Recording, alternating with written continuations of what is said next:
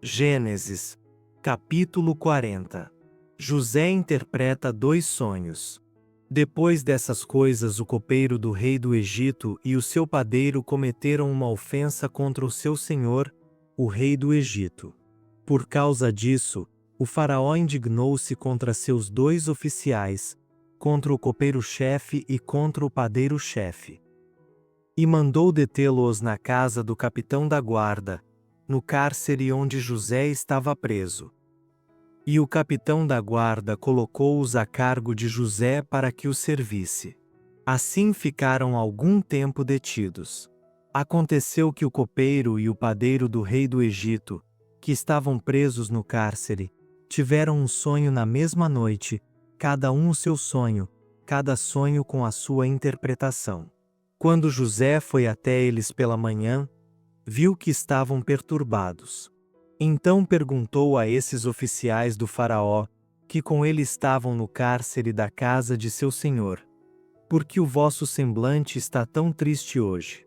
Eles responderam: tivemos um sonho e não há ninguém que o interprete. Mas José lhes disse: as interpretações não pertencem a Deus? Peço-vos que o conteis a mim. Então o copeiro-chefe contou o seu sonho a José, dizendo-lhe: em meu sonho havia uma videira diante de mim. E na videira havia 3 ramos, e, tendo a videira brotado, suas flores saíam, e os seus cachos davam uvas maduras. A taça do faraó estava na minha mão. Então peguei as uvas e espremi-as na taça do faraó, em cujas mãos entreguei a taça. Então lhe disse José: esta é a sua interpretação. Os 3 ramos são 3 dias. Dentro de 3 dias o faraó te elevará de posição e te restaurará o cargo. Servirás a taça do faraó na mão dele, conforme costumavas fazer quando eras seu copeiro. Mas lembra-te de mim quando estiveres bem. Peço-te que tenhas compaixão de mim, falando de mim ao faraó, e tira-me deste cárcere. Porque, na verdade, fui roubado da terra dos hebreus. E aqui também nada fiz para que me pusessem nesta prisão. Quando o padeiro-chefe viu que a interpretação era boa, disse a José: eu também sonhei. Havia 3 cestos de pão branco sobre a minha cabeça. E no cesto mais alto havia delícias de todas as qualidades, feitas pelos padeiros e apreciadas pelo faraó.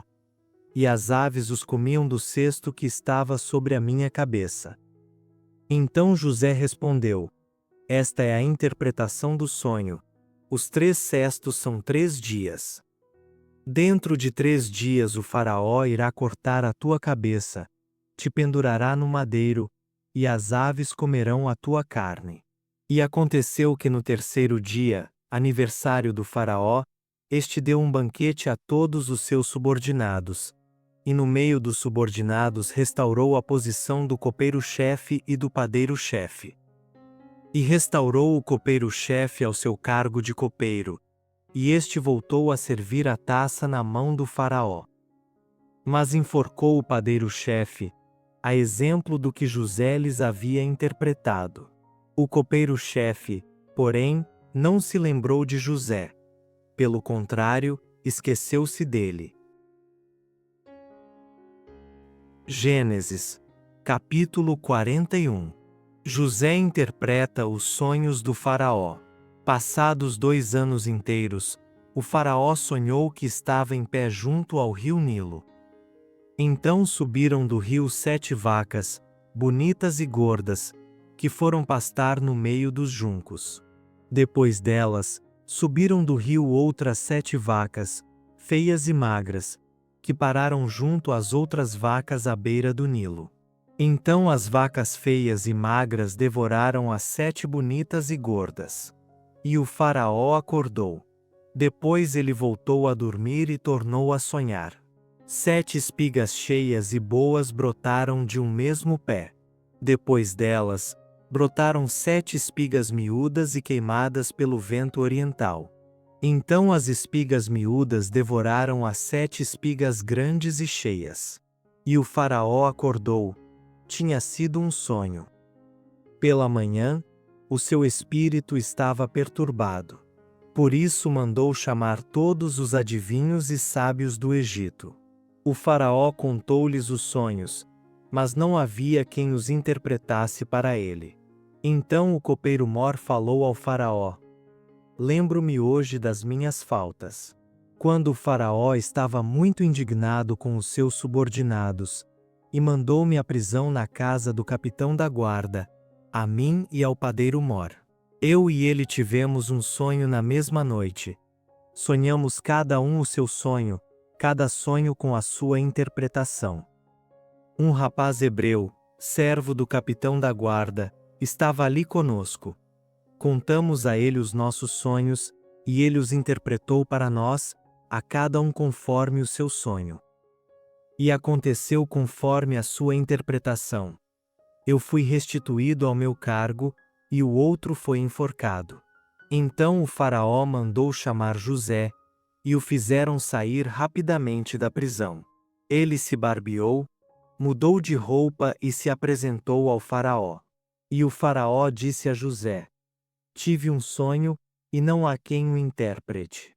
Porém ouvi dizer que, quando ouves contar um sonho, podes interpretá-lo. José lhe respondeu: Isso não está em mim. Deus é que dará uma resposta de paz ao faraó.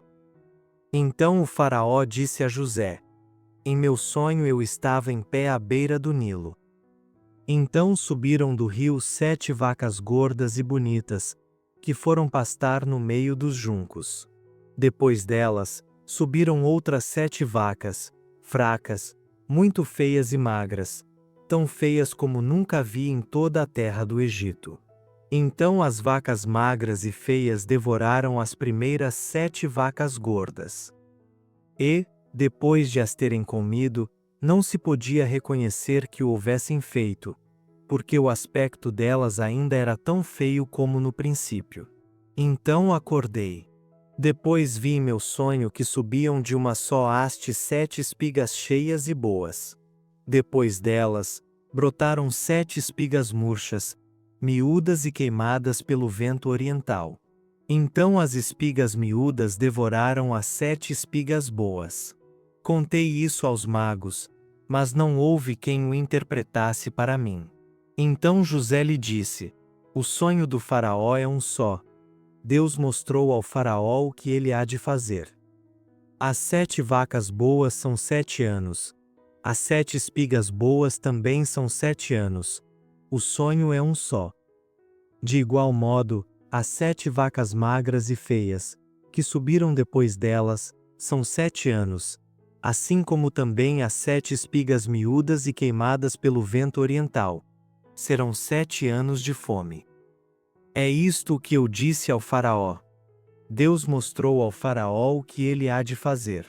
Estão vindo 7 anos de grande fartura em toda a terra do Egito. Depois destes virão 7 anos de fome, e toda aquela fartura será esquecida na terra do Egito, e a fome consumirá a terra. E a fartura na terra não será lembrada, por causa da fome que seguirá, porque será muito severa. O sonho veio ao faraó 2 vezes, porque isso foi determinado por Deus, e ele em breve o fará. Portanto, que o faraó encontre agora um homem de discernimento e sabedoria, e o ponha sobre a terra do Egito. O faraó deve fazer assim: nomeia administradores sobre a terra, que tomem a 5ª parte dos produtos da terra do Egito nos 7 anos de fartura. Ajuntem todo o mantimento destes bons anos que virão e estoquem trigo sob a supervisão do faraó, para mantimento nas cidades, e o armazenem.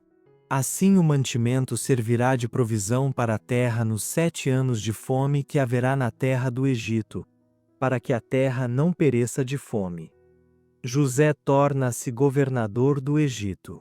Esse conselho foi bom aos olhos do faraó e aos olhos de todos os seus subordinados. Então o faraó perguntou aos seus subordinados: Poderíamos achar um homem como este, em quem esteja o Espírito de Deus?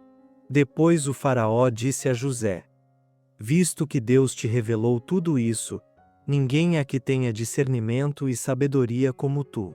Comandarás a minha casa, e todo o meu povo se governará por tua ordem. Somente no trono serei maior que tu.